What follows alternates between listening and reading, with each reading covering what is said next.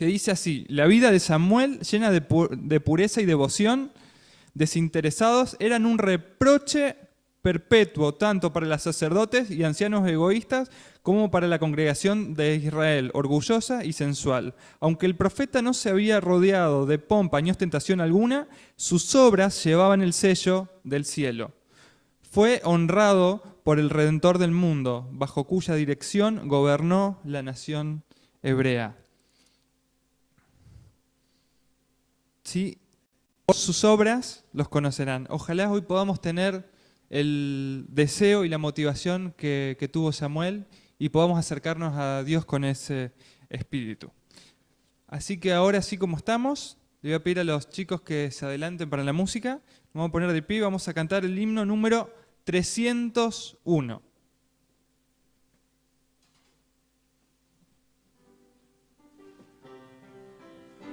Nos ponemos de pie.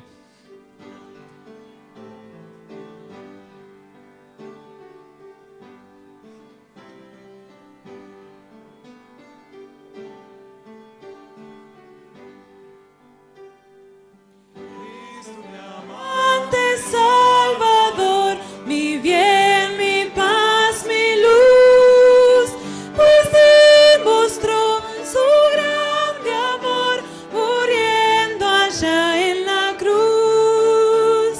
Cuando estoy triste encuentro en él consolador y amigo fiel, consolador, amigo fiel.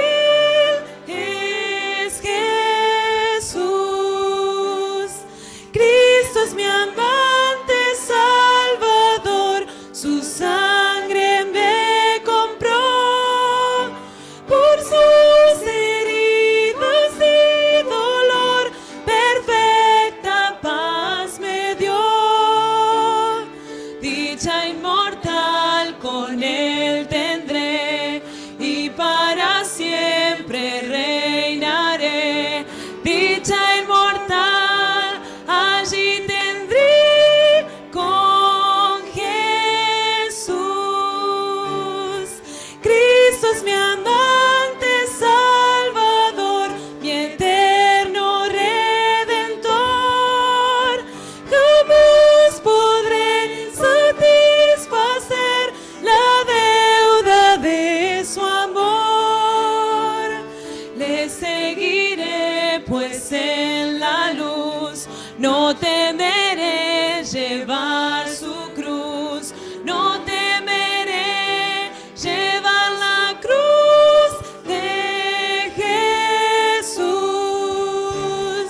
Cristo es mi amante Salvador, por él salvado soy. La roca es de la eternidad, en quien seguro estoy. Gloria inmortal con él tendré, y para siempre reinaré. Gloria inmortal allí tendré con Jesús.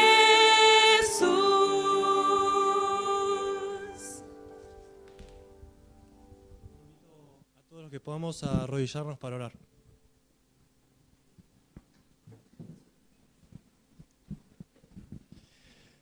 Padre Dios nuestro que estás en el cielo, gracias te damos por este sábado, gracias por la bendición de poder estar en tu casa de oración. Señor, queremos en este momento pedirte que tu Espíritu Santo esté con nosotros, que las palabras del pastor, Señor, puedan entrar en nuestro corazón, Señor, y transformar nuestra vida. Quédate con cada uno de nosotros y con nuestras familias. En el nombre de Jesús, amén.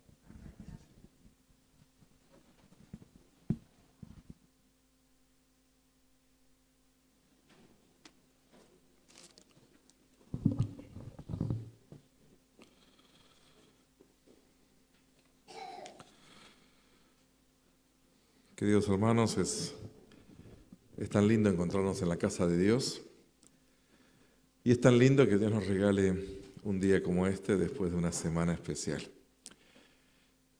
En esta semana estuve básicamente 3 días sin hablar por una afonía que fue avanzando Anoche tuve el último día del curso de tabaco allí en el espacio Vida Sana, y después de una horita de hablar, porque no teníamos médico, y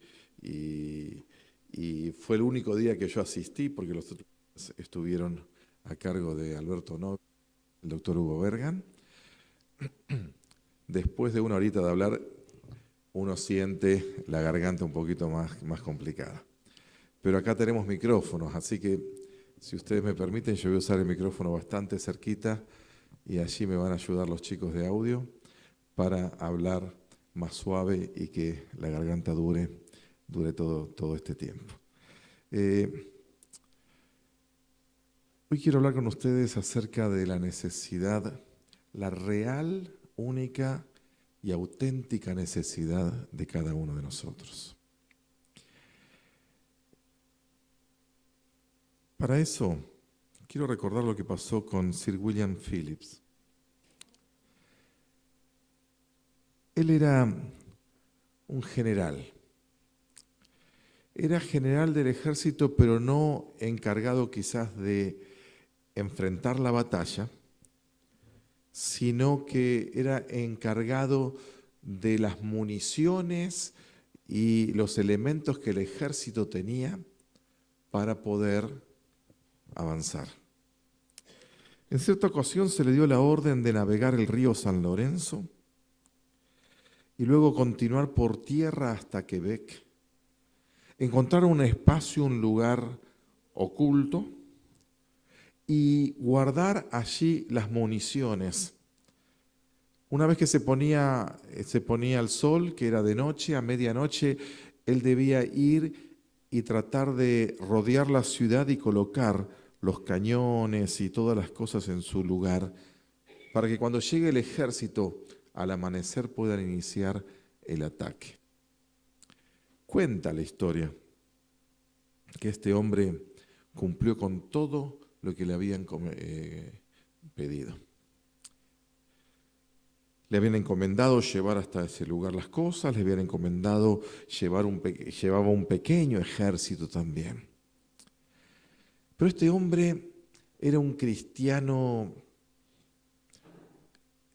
que se indignaba profundamente con todo modo de adoración que no sea el cristiano. La ciudad de Quebec en ese momento estaba rodeada de tipo ídolos, como si fuesen pérgolas, en las cuales ellos encendían siempre una vela y todas las noches permanecían la muralla de la ciudad. Entonces, en un acto de adoración a esos ídolos, Sir William se indignó y acomodó todo y pasó media hora y estaba indignado y empezó a hablar con sus hombres que no podía ser, que ellos debían destruir finalmente este modo de adoración, al punto que en algún momento todo se escapó de sus manos y comenzaron ellos a disparar los cañones contra las pérgolas, los ídolos que estaban allí arriba. Y empezaron a destruirlos. Y la maquinaria que tenían era superior a las defensas. La defensa no entendía mucho, no había visto nada, no entendía de dónde venía. Lo cierto es que ellos atacaron uno por uno todos los ídolos que estaban sobre aquella muralla y los destruyeron. Pero llegó el amanecer y ya no tenían municiones. Llegó el ejército y no tenían el arsenal que estaban esperando. Así que simplemente los rescataron del lugar donde estaban escondidos ellos y el ejército tuvo que retirarse. Y lo que podría haber sido un ataque sorpresa perfecto para tomar aquella ciudad se transformó en una vergüenza para el ejército. Debieron retirarse y pasaron varios meses hasta que pudieron finalmente volver, luchar y tomar esta ciudad. Él había sido comisionado para guardar las municiones. Podría haber sido parte de una gran victoria, pero perdió esa oportunidad. ¿Por qué? porque habían órdenes claras de lo que tenía que hacer, pero por él fueron ignoradas. Había una visibilidad del 100% perfecto lo que se necesitaba, pero la visión de él fue eclipsada hacia aquellos ídolos que estaban encima de la muralla. Fue comisionado para una guerra, pero peleó otra, en realidad. El objetivo fue destruido, pero el enemigo era el enemigo incorrecto. Había ruidos de guerra, cañones, fuerza, explosiones, pero no estaba peleando la guerra que tenía que pelear. Dio en el blanco, pero el blanco era el equivocado, no era el que debería haber intentado derribar.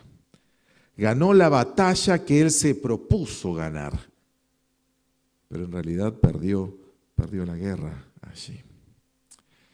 Este es un ejemplo, pero increíble, inclusive, de alguien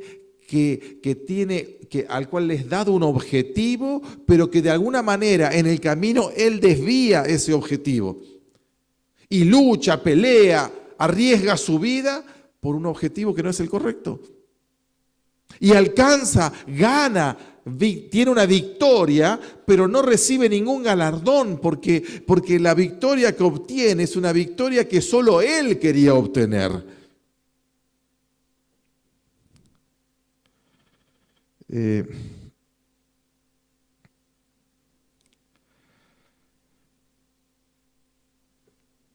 ¿Será que con una moneda podemos tapar el sol? Y yo tenía, pero no tengo ni una moneda en este momento. ¿Será que tomando una moneda podemos tapar el sol? ¿Es posible tapar semejante astro con una moneda? Sí. Depende de la distancia que pongas la moneda de tu ojo. Podés tapar el sol, podés tapar el mundo que te rodea, podés tapar todo. No lo vas a estar tapando realmente, pero vos no lo vas a estar viendo. Y como el avestruz piensa que desaparece el mundo cuando mete la cabeza en el hoyo y piensa que nadie lo ve, nosotros podemos autoengañarnos a nosotros mismos. Y en el aspecto espiritual esto sucede constantemente en nuestras vidas. Constantemente estamos peleando batallas para las cuales no fuimos enviados. Constantemente podemos estar corriendo el blanco del verdadero objetivo que Dios nos dio. En algún sentido, hay algún asunto de la iglesia mayor que la misión que Dios nos dio como iglesia. ¿Son tus batallas mayores que la pelea a la cual Dios nos envió? Porque el diablo se ocupa de que todas nuestras buenas intenciones desembarquen en lugares equivocados. El diablo le da mucho resultado distraernos, preocuparnos, ocuparnos, angustiarnos con cosas que no son verdaderamente importantes para Dios. Acompáñame a leer algunos textos que se encuentran en la primera carta del apóstol San Juan. Primera de Juan, allí casi llegando al Apocalipsis ya. Primera de Juan.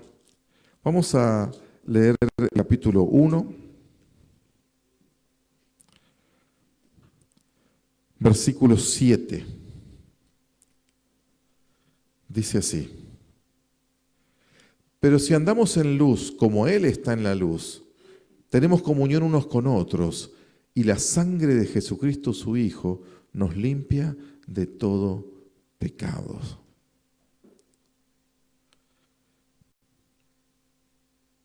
Dice, si andamos en la luz,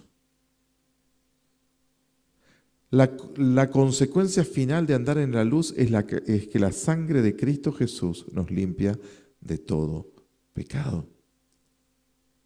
Pero si andamos en la luz, dice el apóstol San Juan, tenemos comunión los unos con los otros. Y yo quiero destacar un aspecto de la vida cristiana que quizás no es valorado como debiera por cada uno de nosotros. Fíjese que aquí en este texto el apóstol San Juan está hablando de la limpieza de nuestros pecados, el perdón de nuestro pecado, que tiene como consecuencia, ¿qué cosa? La salvación de cada uno de nosotros. O sea, si andamos en la luz, la consecuencia es que el perdón de Dios actúa sobre nosotros y somos perdonados, somos salvos. Pero entre medio tiene una expresión muy clara, por la cual nosotros podemos darnos cuenta que andamos en la luz. Si andamos en la luz, dice, tenemos comunión unos con otros. Si andamos en la luz, el cristiano no es un ente solitario. El cristiano no puede vivir su cristianismo, no puede lograr la santidad aislado del mundo. Jesucristo mismo ya lo dijo desde un comienzo, ¿recuerdan ustedes? El cristiano vive en comunidad, actúa en la comunidad, influencia en su comunidad, vive su cristianismo de manera práctica. Cristo no vino a este mundo y se halló en el desierto. Él, después de ser bautizado, se retira al desierto 40 días, donde tiene un encuentro espiritual profundo con Dios. Y de ese encuentro profundo espiritual con Dios desciende, elige a los apóstoles y se mezcla entre la gente. Y llega a todos, los encumbrados, los débiles, los pobres. Y las multitudes lo siguen. Y él se halla en medio de la multitud, al punto que el cansancio lo lleva muchas veces a dormir en situaciones extremas, pero nada lo detiene de su encuentro con la multitud, porque el cristianismo fue creado por Cristo, fue establecido por Cristo para salar, para dar sabor al mundo que nos rodea. Fíjense el capítulo 2, versículo 7 también. Capítulo 2, versículo 7 dice: hermano, no os escribo mandamiento nuevo, sino el mandamiento antiguo que habéis tenido desde el principio. Este mandamiento antiguo es la palabra que habéis oído desde el principio. Versículo 8, ahora también. Sin embargo, os escribo un mandamiento nuevo, que es verdadero en él y en vosotros, porque las tinieblas van pasando y la luz verdadera ya alumbra. Fíjense, dice San Juan, yo no les estoy escribiendo nada nuevo. Les hablo del mandamiento antiguo. ¿Qué mandamiento antiguo? El de siempre, que conocen, los 10 mandamientos. Pero también le estoy escribiendo un mandamiento nuevo, que no es nuevo, que ya lo teníamos desde siempre, pero prestemos atención, entendámoslo correctamente. Comprendámoslo correctamente. Versículo 9 dice: el que dice que está en la luz y aborrece a su hermano, está todavía en tinieblas. El que ama a su hermano permanece en la luz y en él no hay tropiezo. Pero el que aborrece a su hermano está en tinieblas y anda en tinieblas y no sabe a dónde va, porque la tiniebla le ha cegado los ojos. San Juan dice: no les estoy escribiendo nada nuevo. Pero quizás para algunos sea nuevo. Entonces, si es nuevo, bárbaro, te escribo algo nuevo. Si vos conocés a Dios hace tiempo, bueno, no te estoy escribiendo nada nuevo, es lo que Dios siempre dijo desde el principio. Si andamos en luz, no podemos aborrecer a nuestro hermano. El que anda en la luz debe transmitir esa luz en su vida. Entonces, dice el versículo 14, os he escrito a vosotros, Padre, porque habéis conocido, capítulo 3, versículo 11, porque este es el mensaje que habéis oído desde el principio. ¿Cuál es? Que nos amemos unos a otros. No como Caín, que era del maligno y mató a su hermano. ¿Y por qué causa lo mató a su hermano? Porque sus obras eran malas y las de su hermano eran justas. Nosotros sabemos que versículo 14, nosotros sabemos que hemos pasado de muerte a vida en que amamos a los hermanos. El que no ama a su hermano permanece en muerte. Versículo 18, hijitos míos, no amemos de palabra, de lengua, sino de hecho y en verdad. Capítulo 4, versículo 7. Amados, amémonos unos a otros porque el amor es de Dios. Todo aquel que ama es nacido de Dios y conoce a Dios. Versículo 20 del mismo capítulo 4. Si alguno dice yo amo a Dios y aborrece a su hermano, es mentiroso. Pues el que no ama a su hermano, a quien ha visto, ¿cómo puede amar a Dios a quien no ha visto? El 21. Y nosotros tenemos este mandamiento: el que ama a Dios, ame también a su hermano. San Juan me dice y te dice, no hay forma, no hay manera de amar a Dios y no amar a los que te rodean. No hay forma, no hay manera de amar a Dios de una manera cerrada, única, abstraído del resto de la sociedad que nos rodea. Si somos cristianos, tenemos que amar. Y hermanos, en esta mañana yo quiero que entendamos qué es amar. Porque lo hemos dicho muchísimas veces. Lo hemos escrito, lo hemos mencionado, porque estamos casi que, si se puede decir, hasta cansados de escuchar que debemos amar, tenemos que amarnos. ¿Pero qué es? ¿En qué consiste el verdadero amor? ¿Por qué todavía no se manifiesta en nosotros ese verdadero amor de la manera en que debiera manifestarse? Carlos Finney escribió un libro que se titula Sermones de Reavivamiento. Y tiene un capítulo especial, cuyo título es ¿Por qué los reavivamientos se desvanecen? Y entonces él menciona varios reavivamientos producidos en las iglesias cristianas que tuvieron su lugar, tuvieron su momento y luego se fueron desvaneciendo. Y él nos explica que entiende que se desvanece el reavivamiento cuando algo ocupa el lugar del amor en la vida de esa iglesia.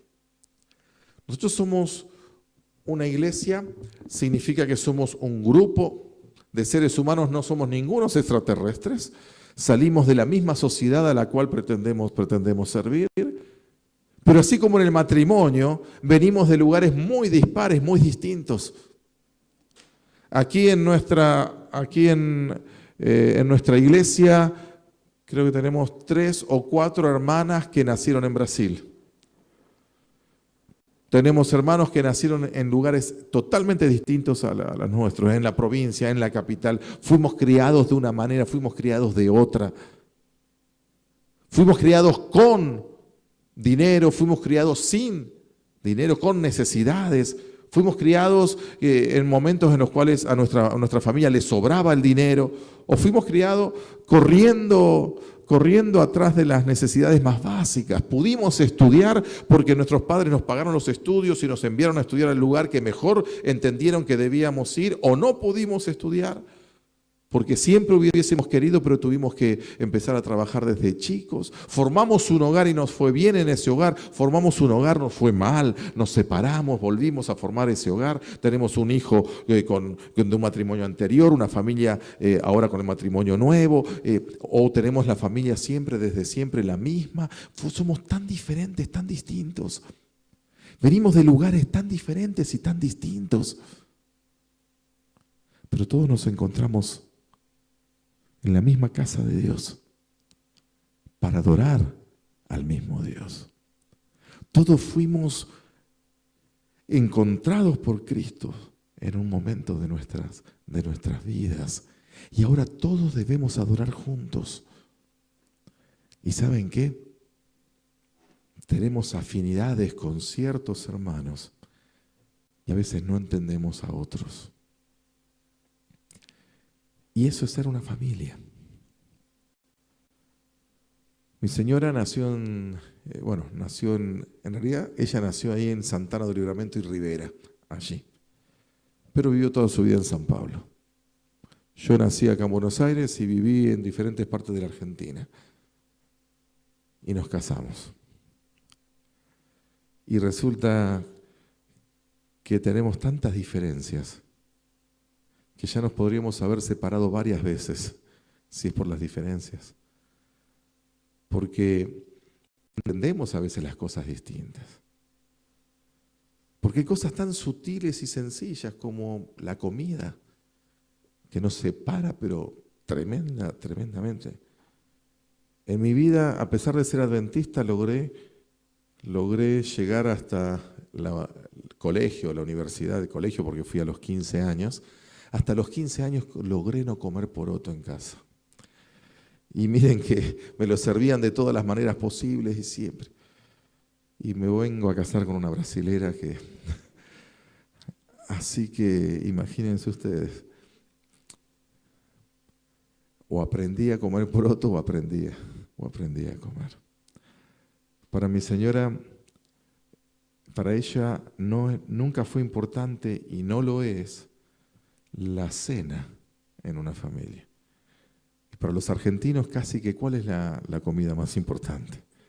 No es que esté bien, pero termina siendo la cena, hay que poner la mesa. Ella nunca puso la mesa para la cena, en su casa nunca se puso la mesa en la cena. Yo cuando fui a visitarla, cuando éramos novios, llegaba la hora de la cena y cada cual iba, agarraba alguna cosita así. Y bueno, son usos, costumbres, modos. Ahora, o permitía yo que esos usos, costumbres y modos se transforman en algo tan importante como para separarnos, o lo pasaba por alto. Y lo pasé por alto. Y no me costó. ¿Por qué? Porque la amo. ¿Qué me importa? ¿Saben cómo me trago el poroto sin ningún tipo de problema? Porque la amo.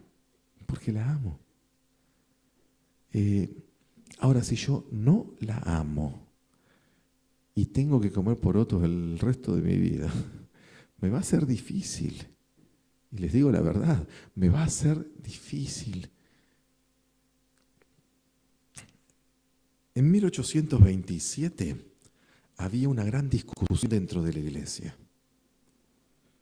Las iglesias discutían, iglesias cristianas, la iglesia adventista no estaba todavía formada, pero las iglesias metodistas, las iglesias calvinistas, las iglesias luteranas, las iglesias reformadas, tenían una gran discusión. Y era si los hermanos en la iglesia debían utilizar, y esto es literal, sombrero de ala elevada, o sea, levantados así, o sombreros de ala redondeada, o sea, cortaditos allí, no levantados, sino redondeados. Había también otra gran discusión que se dio un poquito más adelante cuando aparecieron algunas corbatas coloridas, porque hasta ese momento eran negras las corbatas. Y la gran discusión era si los pastores, y a mí me excomulgaban, podían usar corbatas coloridas, porque serían muy seculares en ese tiempo. Y había una gran discusión, iglesias se dividieron a causa de esto. Otra gran discusión vino en el momento en que se empezaron a imprimir himnarios, porque se consideraba que se debía cantar, algunos decían que había que cantar del corazón y no leyendo, y hasta ese momento los diáconos, de paso, los diáconos eran los encargados de dirigir a la congregación y se separaban y se elegía a los diáconos porque cantaban bien, y entonces iban dirigiendo y enseñando los himnos a las diferentes personas en la congregación. Cuando aparecieron los himnarios impresos, se creyó que era Satanás entrando en la iglesia a través de esos himnarios. Cuando se introdujo el órgano en la iglesia, el órgano tenía un origen que no era santo en ese momento, así que cuando se lo introdujo a la iglesia se produjeron grandes discusiones. Y otra gran discusión que se produjo, y quizás ya más cercana a nosotros, es si las oraciones debían ser de pie o de rodillas, si había manera de hacerlos o no, si las oraciones debían ser dichas en público únicamente por los pastores, o si también los miembros de la iglesia podrían decirlo. ¿Saben qué? Discusiones, batallas, toneladas de municiones empleadas en batallas absolutamente equivocadas. Hay batallas que consideramos importantes y que para librar esas batallas terminamos descuidando la batalla a la cual fuimos realmente llamados en Cristo. Y a veces estamos ocupados en pequeñas cosas que de acá a 10 años nos vamos a reír mirando para atrás. Me acuerdo en el colegio, yo llegué al colegio de Puigari, era colegio todavía, el CAP era en ese momento, llegué en el año 85 para hacer tercer año. Así que llegué con 15 años en el año 85 y hasta el año anterior al comedor había que entrar los varones por una puerta y las chicas por la otra. Yo llegué y justo ese año se podía entrar en cualquier puerta. Pero aquellos que todavía seguían entrando por una y por la otra y costó un poquito ese cambio. A veces hay cosas que hacen a la cultura y que no están mal, son parte de la cultura, no las discuto. Pero no hagamos de eso que es cultural algo teológico, porque no lo es. Porque no lo es verdaderamente. Lo que debe dirigir nuestras vidas, ¿está dónde? Está aquí. Y a la ley y al testimonio, si no dijere conforme a eso, no les ha amanecido. Ahora podemos estar de acuerdo nosotros en utilizar un tipo de ropa u otro tipo de ropa en el culto. Y yo voy a utilizar siempre la ropa para estar aquí en el culto y adorar a Dios. La ropa en que me sienta cómodo, pero la ropa que también haga sentir cómodos a los que vienen a adorar conmigo. Porque mi objetivo es adorar. Y una corbata o la ausencia de una corbata no me va a cambiar en ese objetivo de adorar. Pero si la ausencia de mi corbata le causa problema a mi hermano, entonces, ¿qué problema tengo en ponérmela? Porque mi objetivo es que adoremos juntos y nos encontremos juntos en ese momento de adoración profunda.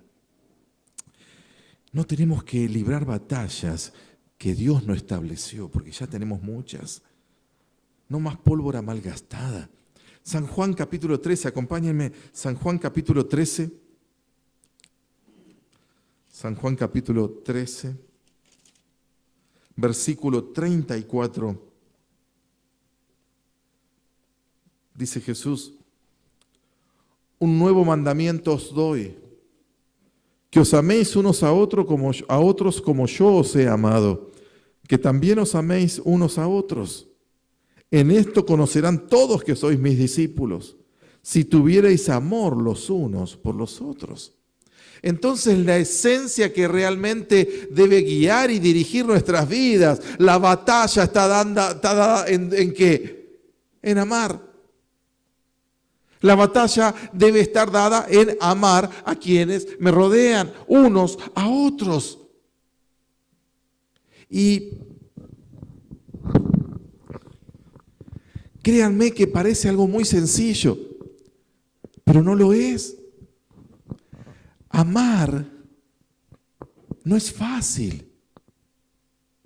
Amar no es sencillo. Elegimos muy bien a las personas que vamos a amar, humanamente. Las elegimos muy bien. Tienen que coincidir con muchos de nuestros pensamientos, con mucho de nuestra forma de ser. Tienen que tener los valores más o menos acomodados de la misma manera que nosotros. Tienen que tener los mismos gustos que nosotros. Jesús, cuando le dice a sus discípulos esto, los sorprende.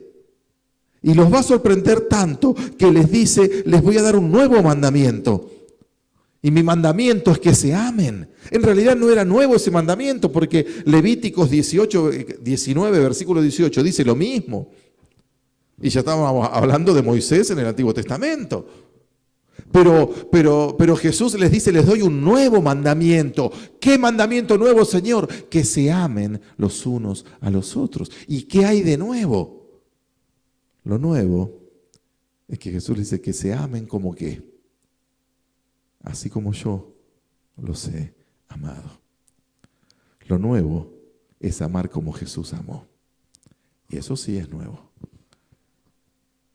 Y eso humanamente complica mucho las cosas.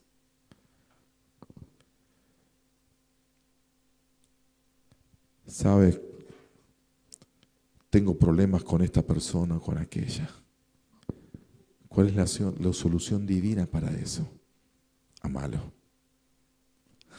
Pero te dije que tengo problemas. Amalo. Yo viví muy de cerca esto varias veces en mi vida. Cuando yo recién comencé mi ministerio hace 22 años, más o menos 23, empecé en la iglesia de Seiza. El distrito era Montegrande, Ezeiza, Tristan Suárez, Carlos Espegazzini, Cañuelas y Lobos. Era todo la 205, hasta allá en Lobos había algunos hermanos aislados. Íbamos una vez al mes solamente. Y como era poco, empecé a dar estudios bíblicos en Roque Pérez, así que siempre un poquito más allá. Pero yo empecé, tenía 23 años cuando comencé. Ahora tengo 46. Tenía 23 años, recién casado con mi esposa. Nos casamos un año antes de que comience yo a trabajar como pastor. Y habían cosas que me molestaban, había algo que me molestaba muchísimo. Fíjense ustedes, qué silencio que hay, ¿no? ¿Saben por qué? Porque no hay niños. O los niños que hay están muy bien educados, pero no hay niños en realidad. No somos una iglesia que tenga muchos niños en este momento. Creo que es algo por lo que tenemos que trabajar. Pero en esas iglesias de esa zona habían más niños que adultos prácticamente. Y hablaba yo y los chicos hablaban. Y entonces en alguna de esas iglesias no había micrófono. Y yo tengo voz fuerte, pero hablaba. Y cuando yo estaba hablando y un niño empezaba a llorar, a mí me volvía loco. Y me molestaba, y ese chico empezaba a llorar, y yo lo miraba al nene, y miraba a la mamá, no le decía nada, pero la miraba como diciéndole, ¿por qué no hace algo? Allí, si la mamá trataba de calmarlo y el niño seguía llorando, yo pensaba, ¿por qué no lo saca? Y si la mamá lo saca afuera, yo decía, ¿por qué no le pone la mano en la boca para que no se escuche hasta que salga allá afuera? Y me distraía y no sabía siquiera qué es lo que estaba hablando. Volvía después a ver, porque mi mente se iba con el chico que lloraba. Y yo iba a otro lugar y siempre el enemigo me ponía algún chico que llore en algún lado y yo me distraía. Siempre era así. ¿Hasta cuándo? Hasta que yo tuve mi primer hijo. Y Danielito, no le digan, pero me salió llorón en la iglesia. Y encima, en las iglesias que estábamos, mi señora era la única que tocaba el piano, así que siempre estábamos, y mi señora estaba tocando el piano, yo estaba predicando, y Danielito estaba suelto ahí haciendo las suyas. Me acuerdo un casamiento en la iglesia de Neuquén, mi señora tocando el órgano. Así que Danielito, él no aceptaba que otra persona lo tenga encima. No quería, se cansó. Al principio sí, después se cansó porque todo el mundo, así que cuando empezaba a andar, nosotros lo hacíamos dormir en el carrito, lo dormíamos, quedaba dormido y se lo dábamos a una hermana y la hermana seguía en el mismo ritmo que nosotros allá atrás. Estaba cubierto el carrito y mi señora venía a tocar el órgano y yo Esa era la estrategia, pero a veces fallaba. Y en ese casamiento falló. Y mi señora empezó a tocar. Tocó el órgano, la marcha nupcial. Yo paso, no, antes que toque la marcha nupcial era la marcha de los profetas, no sé cuál de ellas. Yo paso, me paro todo solemne, ¿no? Como es en un casamiento con la Biblia aquí. Mi señora termina de tocar, va a empezar, está para empezar la marcha nupcial y se abren las puertas y aparece Danielito a los gritos corriendo por el medio del pasillo, corriendo así hasta los brazos de mi señora. Y atrás de Danielito venía la señora corriéndolo también, lo agarró más o menos llegando adelante, le tapó la boca y lo sacó para afuera. Hizo todo lo que yo hubiese querido que haga una madre con su hijo en medio del templo. Pero mi corazón se fue casi con ella para allá. ¿Saben por qué? Porque yo lo amo. Cuando vos amás a alguien, lo ves distinto. Yo amo a mi hijo Daniel y lo amaba cuando era chiquitito. Y mi hijo lloraba y yo pensaba, pobrecito, no durmió bien. Lloraba y yo pensaba, pobrecito, debe tener problemas en el estómago, pobres. Lo entendía. Saben, yo he estado en juntas de iglesia donde un joven se equivoca, una joven se equivoca y los hermanos dicen, toman el voto, hay que disciplinar, hay que poner las cosas, porque pastor no podemos dejar, porque si no esto se va a convertir en una Babilonia, porque cada cual hace lo que se le ocurre. Tenemos que marcar claramente lo que Dios nos dice y para eso estamos, aunque nos duela, tenemos que tomar esta medida. Y se tomaba la medida. Y a los 4 o 5 meses volvía a pasar lo mismo, pero ahora con el hijo de un hermano o pariente de un hermano que estaba allí. Y entonces, ante la misma situación, venía el pensamiento, ¿para qué estamos como iglesia? ¿Estamos para echar a la gente o estamos para amarla, pastor? ¿Acaso no tenemos que...? ¿Saben qué? La visión, yo no digo que haya hipocresía, la hay en todos nosotros un poco. Pero la diferencia en esas actitudes nuestras terminan siendo la ausencia o la presencia del amor por la persona. No digo que por amor no haya que tomar alguna decisión disciplinaria en algunos momentos. Yo mismo lo he hecho y lo he hecho con parientes, familiares míos. Sé que es el camino que Dios estableció, pero con amor. Cuando hay amor, la diferencia es muy grande. Por eso Jesús te dice, el centro de nuestra vida cristiana debe ser el amor. ¿Y el amor de qué manera? El amor como yo lo he hecho con ustedes. Dios nos muestra la manera de amar. Jesús te dice, ama a tu enemigo. Alguien dijo que esa es la prueba ácida del amor. Amar al que te maldice. Porque vivimos en un mundo carente de amor. Vivimos en un mundo que necesita de amor. La gente recorre cientos y cientos de kilómetros atrás de una persona que le va a hablar del amor. El amor vende. Susana Jiménez atiende un teléfono y le dice, hola querida, ay te amo, amor. ¿Es verdad?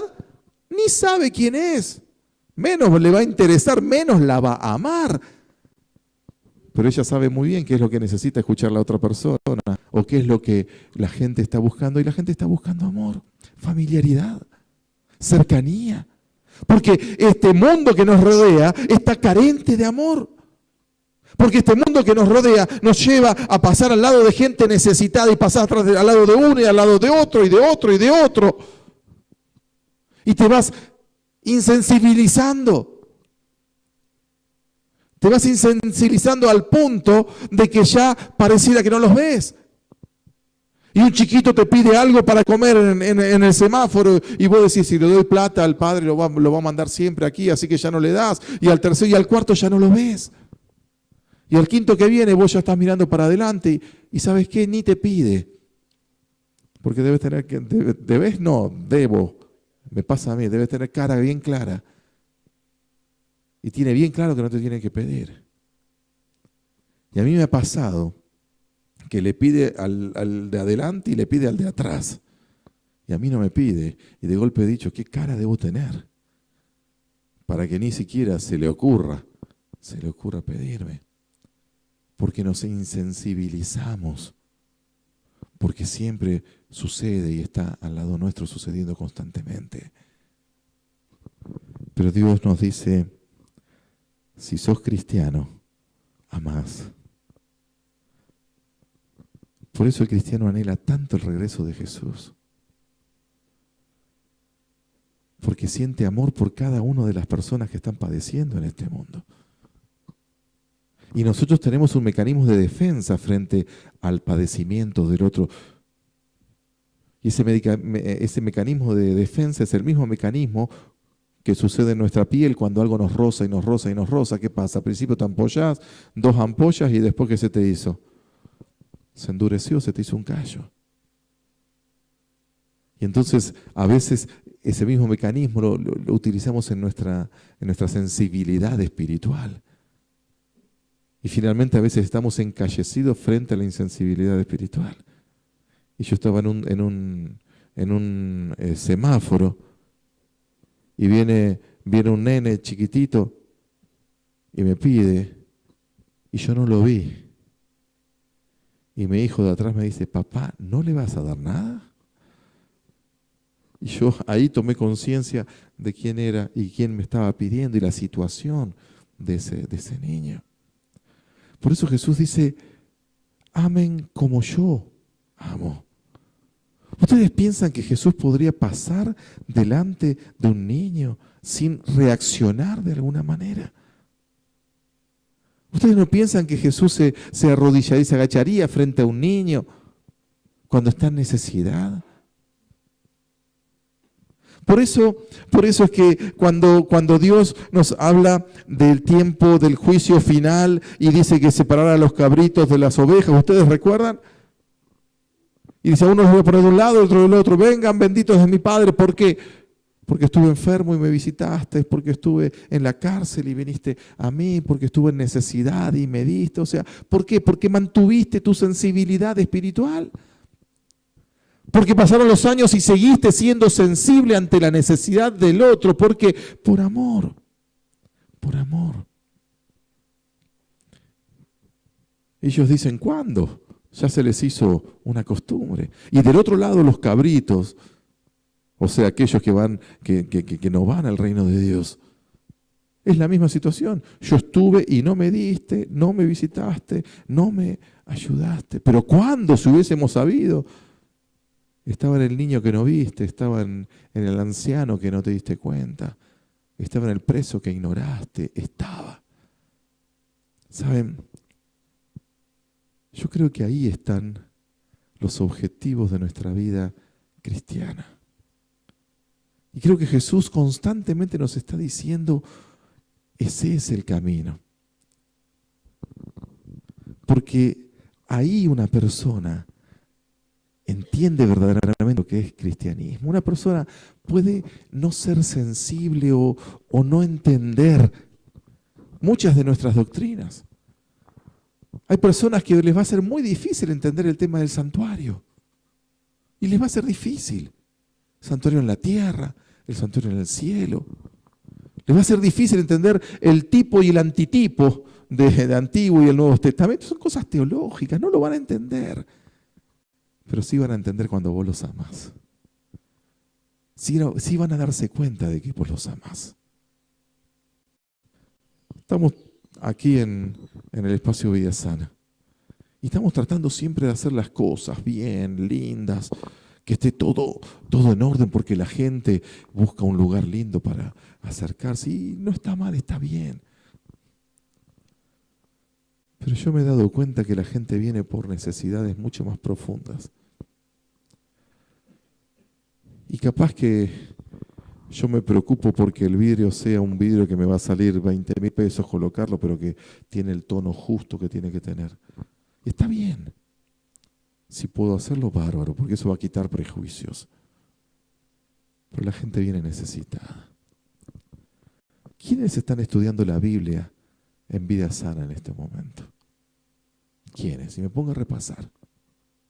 Y no voy a decir los nombres porque un día pueden estar aquí entre nosotros. Pero están estudiando la Biblia, un matrimonio. Ella psicóloga y él empresario. Matrimonio que viaja muchísimo. ¿Por qué vinieron? Vinieron porque se les suicidó un hijo. Y así llegaron a Vida Sana, a un curso de control del estrés porque no lo podían sobrellevar. ¿Quién está estudiando? Está estudiando una señora viuda, muy desaliñada, pero que tiene mucho dinero. Y que venía, ahora viene distinto, pero venía con mucho olor a persona sucia, de mucho tiempo. Era difícil, el pelo mal. Cuando empezamos a estudiar la Biblia, ella se abrió. ¿Por qué vino? Vino porque hace 15 años se le murió un hijo y hacía 20 años se le murió el otro. Y ahora después murió su marido. Y ella vino porque dice que está deprimida. Y yo la miro y digo, está. Y ya fue a psicólogos, hizo todos los tratamientos que puede pagar y le sobró plata, pero ya no hace más tratamiento porque no encuentra salida. Y vino y está encontrando la salida en Cristo Jesús. Y hace 2 años que viene. Y 2 años que viene estudiando. Todos los jueves estudio con ella. ¿Quién estudia en Vida Sana? El sábado pasado apareció una mujer. Una contadora que vino porque en el transcurso hace un año perdió a su padre o a su madre y hace 6 meses a su marido o al revés. Y estaba necesitada y vino y se encontró y quiere encontrar a Dios. ¿Por qué? ¿Quién estudia? Viene una señora que el marido tiene una de las gomerías muy grandes que hay acá sobre Avenida Maipú. Esas que venden los neumáticos más que hacer reparaciones. Pero el marido es alcohólico. Y no consigue dejar. Y ella lo trae. Y vienen juntos y están estudiando la Biblia. Y viene bien. ¿Qué quiero decirte con esto? Nosotros nos preparamos para muchas cosas, para llegar a gente y pensamos que vamos a encontrar a la gente bien. La gente está mal. La gente que tiene necesidades de Dios, que quiere estudiar la palabra de Dios, es gente que vive en soledad. Es gente que está lastimada por la vida.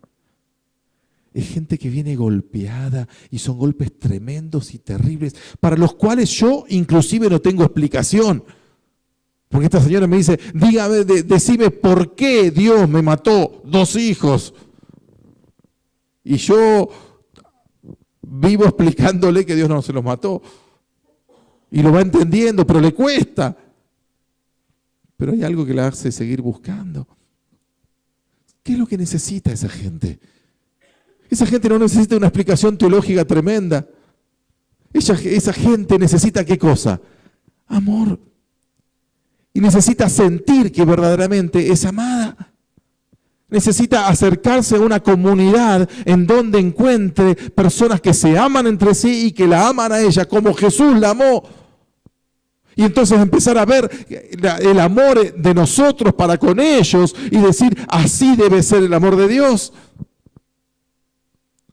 Por eso fíjense el ejemplo de Jesús, los discípulos le dicen, Señor, muéstranos al Padre y nos alcanza. Y Jesús le dice, hace tanto tiempo estoy con ustedes, si me vieron a mí, vieron al Padre. Si te vieron a ti, vieron a Jesús. Si te vieron a vos, vieron a Jesús. Si sintieron tu amor por ellos, sintieron el amor de Jesús por ellos. Por eso Jesús dice, un nuevo mandamiento les doy, que se amen los unos a los otros, pero como yo los he amado. En esto conocerán todos que son mis discípulos, si tuvieran amor los unos por los otros. ¿Qué es ser cristiano? Ser cristiano es amar, no es otra cosa. Y hermano, si sentís que todavía no estás manifestando ese amor como debieras, y debes hacerlo como Cristo lo hizo, así que yo me anoto primero, no estoy manifestando el amor de Dios como debiera. Busquemos, oremos, preocupémonos por eso, porque nosotros somos la iglesia de Dios en esta tierra.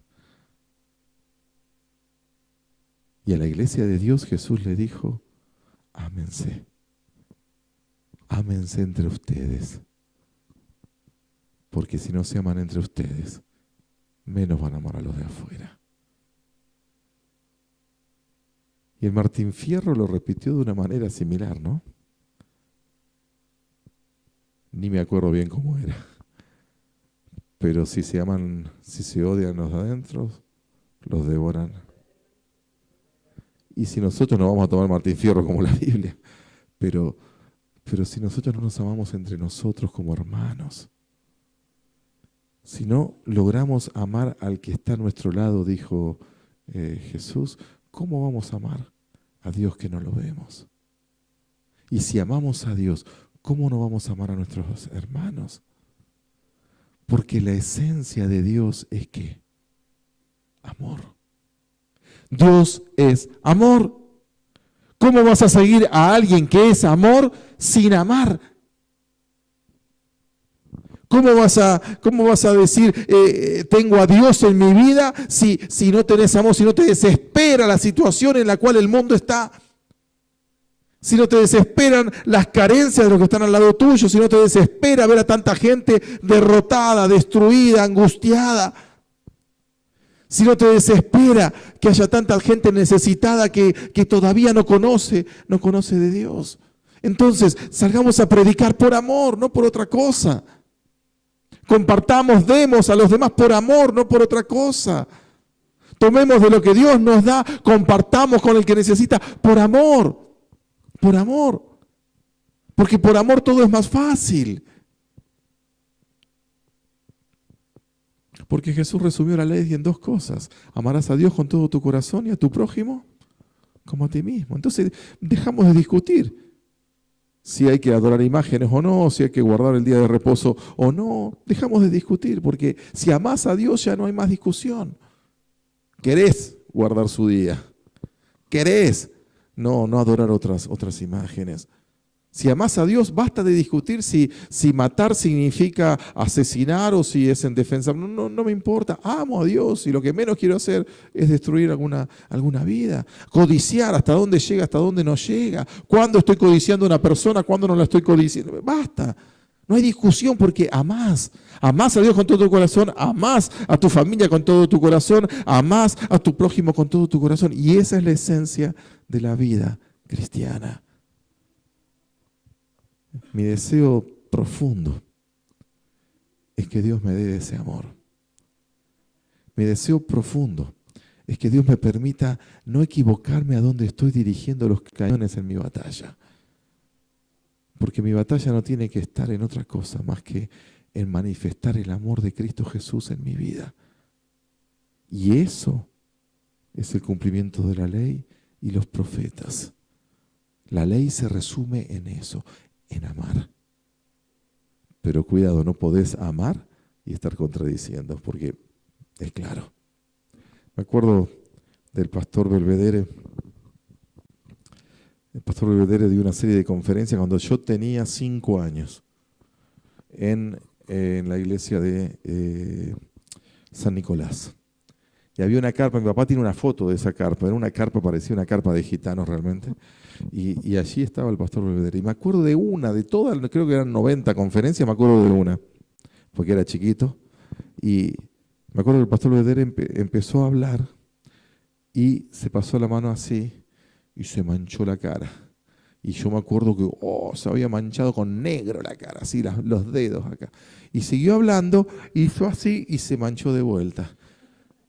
Y siguió hablando y todos lo mirábamos, ¿quién le avisaba lo que estaba pasando? Y entonces viene hablando y dice, hablando de la ley, que la ley de Dios era, y tomó un espejo. Y ahora ya es común, pero en ese momento me sorprendió. Entonces toma un espejo y me dice, estoy manchado, no me dijeron nada. Y entonces agarró el espejo y se empezó a fregar con el espejo así. Y miró y seguía sucio, sigo sucio. Y siguió fregándose a ver de dónde me iba a sacar. Y se fregaba el espejo, no lo consiguió. Y dice, este espejo no sirve. Y lo rompió delante de todos, me acuerdo. Y yo era chiquito y captó mi atención, captó mi atención 100%. Quedé allí. Y entonces él explicó que el espejo no servía para limpiar. Entonces tenía una palangana con agua allí y se lavó con agua y jabón ahí delante de todos. Sacó otro espejo, miró y dijo, sí, estoy limpio. Y siguió hablando. Entonces él dijo que el espejo representaba la ley de Dios, que nos mostraba nuestros errores, nos mostraba nuestras manchas, pero no servía para limpiarla. Entonces el agua y el jabón representaba a Cristo Jesús. Entonces vos vas en el espejo, ves tus manchas, vas a Cristo Jesús para ser lavado por Él. Y a mí me quedó y nunca más lo olvidé. Entonces, hermanos, el espejo apenas muestra el pecado. La ley apenas nos muestra el pecado. Cuando una persona, miembro de iglesia, fuera de iglesia, está quebrantando la ley, apenas está mostrando que está manchada.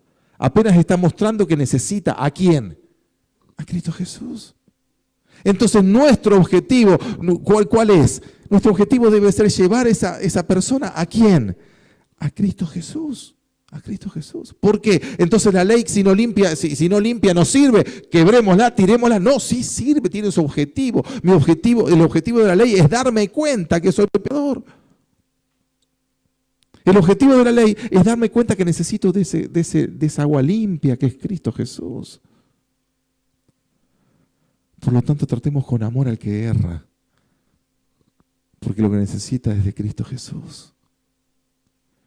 Y el perdón de Dios es tan maravilloso, es tan grande, es tan amplio, involucra tanto, que al que estás condenándolo hoy, porque se equivocó, y se equivocó mal, y lo estás condenando y te sentís, y pobre no se puede defender porque realmente tenés razón en lo que está diciendo. Ese puede alcanzar en 5 minutos el perdón de Dios y estar limpio delante de Dios.